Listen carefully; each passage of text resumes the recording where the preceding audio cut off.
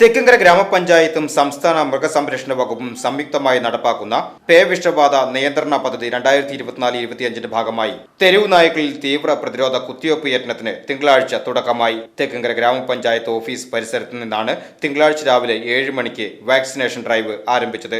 തെക്കുംകര ഗ്രാമപഞ്ചായത്ത് ആരോഗ്യ standing committee chairman VC Sajeendran പരിപാടി ഉദ്ഘാടനം ചെയ്തു. ചടങ്ങിൽ Machad veterinary surgeon doctor Aneesh Raj VN, livestock ഇൻസ്പെക്ടർമാരായ രാധിക MR, ജിനി കുര്യൻ എന്നിവർ സന്നിഹിതരായിരുന്നു.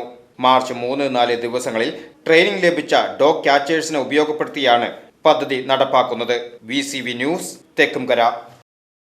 മുള്ളൂർക്കരയിലെ ഗൃഹോപകരണ വ്യാപാര രംഗത്ത് വിശ്വാസ്യതയുടെ ഗ്യാരണ്ടിയുമായി KH home centre and gift palace. ഒരു വീട്ടിലേക്ക് ആവശ്യമായ എല്ലാ സാധന സാമഗ്രികൾക്കും KH home centre and gift palace, main road, Mullurkara.